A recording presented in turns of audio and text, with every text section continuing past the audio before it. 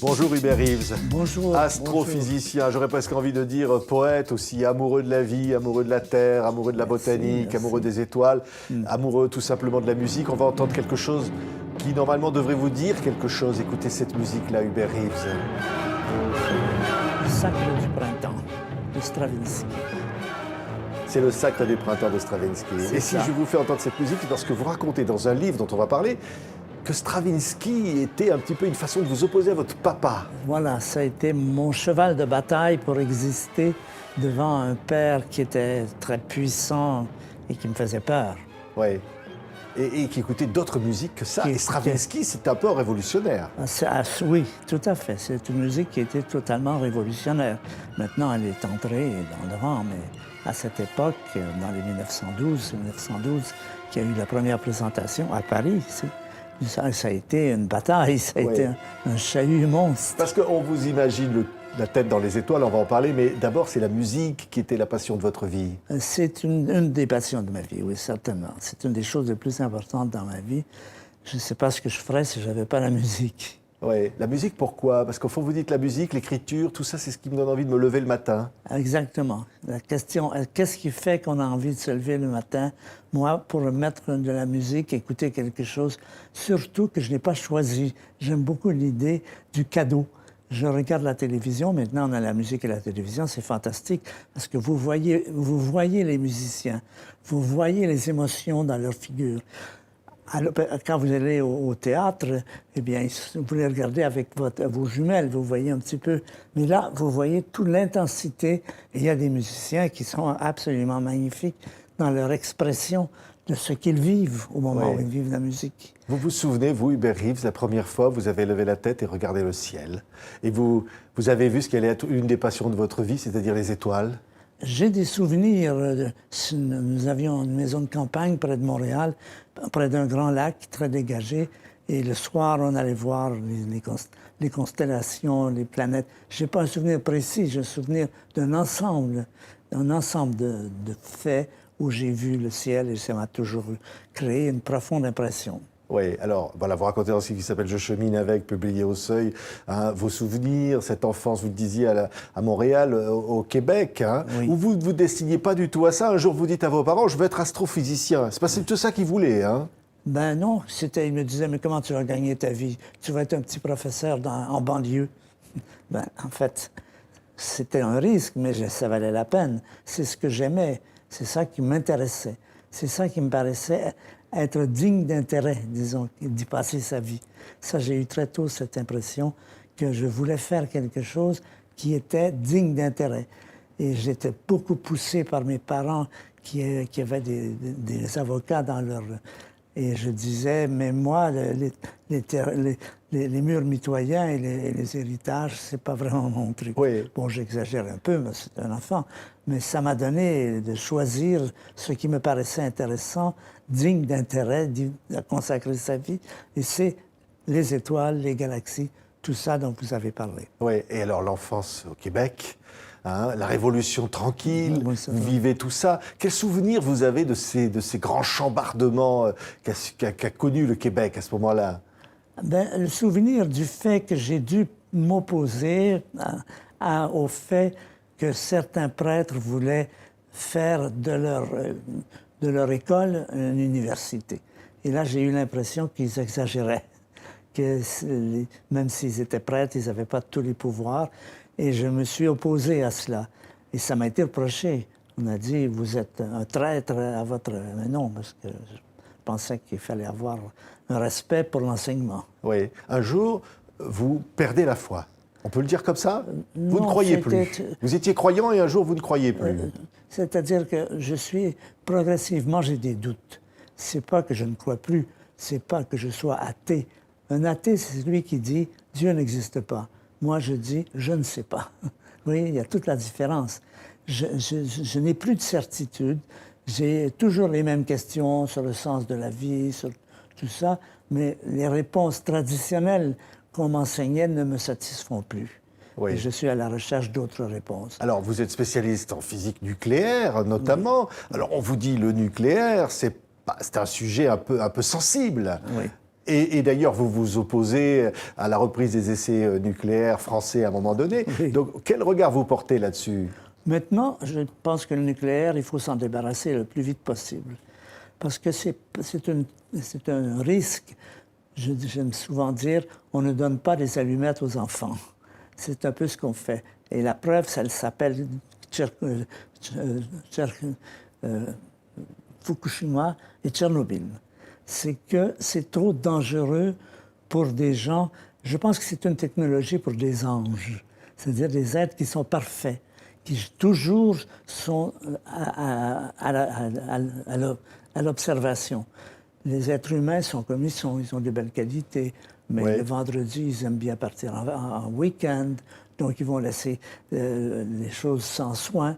Et tous les accidents qui ont eu lieu du nucléaire, c'est toujours des erreurs humaines. Oui. Vous vous opposez, vous, Hubert Reeves, à Descartes, qui a dit l'homme est possesseur de la nature. Et vous dites non, c'est pas vrai, et ça conduit aux catastrophes de parler comme ça. Oui, l'homme est un animal parmi beaucoup d'animaux, et s'il ne respecte pas, et s'il n'entre pas dans un bon rapport avec la nature, il va périr. Et c'est ce que nous apprend le problème écologique que nous avons aujourd'hui. C'est parce que nous avons essayé de trop dominer, de développer l'énergie nucléaire. C'est notre puissance. Nous sommes d'une intelligence fantastique. Nous faisons des technologies fantastiques, des bombes atomiques, des choses qui peuvent détruire les forêts. Et nous nous retrouvons un jour menacés par ce que nous avons créé nous-mêmes.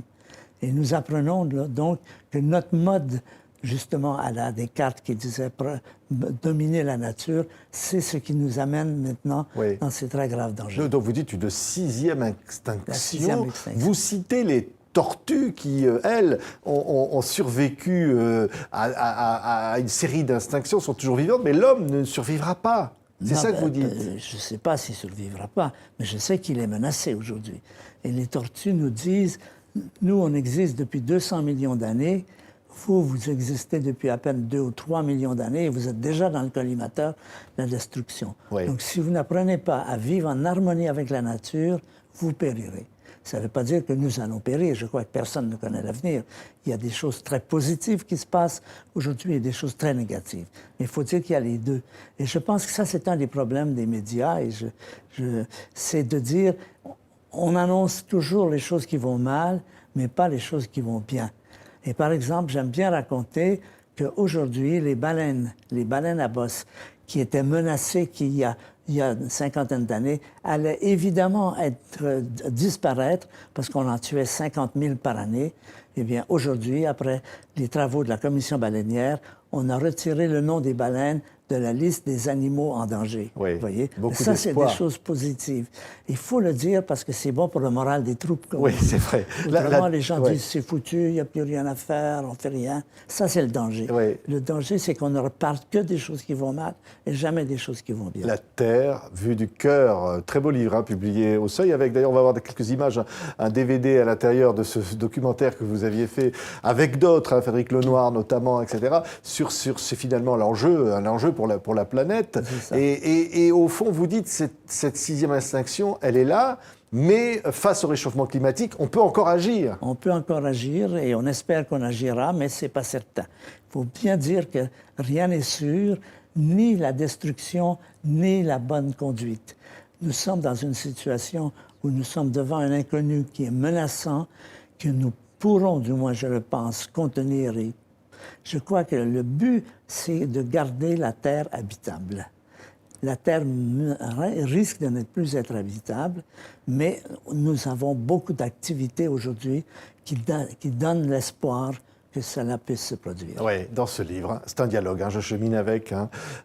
Vous racontez comment, un jour, vous faites l'émission de Bernard Pivot, Apostrophe. Oui. Vous n'aviez pas trop confiance, la télévision, etc. Puis d'un coup, vous devenez une star. Et au fond, vous dites, ça y est, un tourbillon m'envahit. Et là, voilà, la vie est autrement. Et vous portez cette parole, au fond. Vous dites, il faut faire prendre conscience aux gens des enjeux.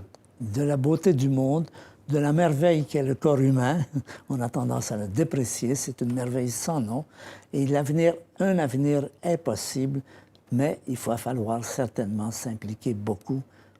Oui. quand vous dites « ne tuons pas la beauté du monde Voilà. ». Vous dites ça? Oui, c'est ça, et c'est ce qu'on est en train de faire. Cette destruction des animaux, des fleurs, des plantes et tout ça, c'est triste. Oui.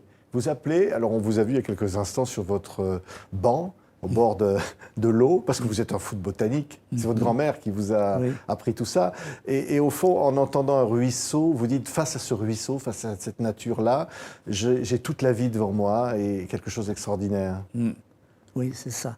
Il faut se mettre dans l'idée que nous vivons des choses formidables, mais aussi des choses dangereuses. La vie est quelque chose de tragique et dramatique, et il faut que la Terre demeure habitable pour nos enfants et nos petits-enfants. Oui, ça c'est un message très fort. Prendre un bain d'arbre, par exemple. Oui. C'est quoi un bain d'arbre? Un bain d'arbre, c'est de partir tout seul dans la forêt, essentiel d'être tout seul, et se laisser pénétrer par ce que vous voyez autour de vous. Quel rapport, nous sentons que nous avons un rapport avec les arbres. Nous n'arrivons pas à le définir, à mettre des mots dessus, mais ça nous pénètre. Quand vous êtes seul dans la forêt, il y a quelque chose d'intense qui se produit et qui fait du bien. Oui. Vous voyez aujourd'hui, vous entendez Trump, vous entendez les débats du monde, la COP 25, tout ce qui se passe sur Greta Thunberg, en fait tout ce qui, ce tourbillon de débats sur la survie de la planète. Vous dites ça, c'est bon signe, c'est quelque chose... Ce qui est bon, je pense, dans cette crise, c'est que, comme on dit souvent, quand le bateau coule, les marins se réconcilient et ils oublient leur querelle. Je crois que c'est une occasion pour l'humanité de former un tout, une gouvernance, ce qui se produit. La COP 21 a été un bon exemple. Quand à la fin de la COP 21, toute la planète, 190 pays se sont mis d'accord sur un point. C'était une des premières fois que ça se passait, c'est à noter. Et ce point, c'était, il y a un problème, et ce problème, c'est le réchauffement climatique.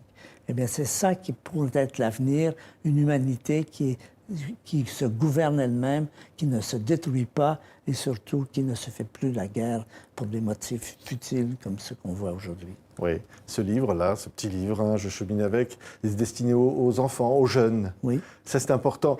Vous diriez quoi aujourd'hui à un jeune, si vous aviez qu'une seule chose à lui dire, vous diriez quoi? Je lui dirais d'abord que la vie est merveilleuse, qu'il peut en profiter, qu'il a des possibilités, mais qu'il a à faire attention, surtout de ne pas se mêler à cet aspect négatif.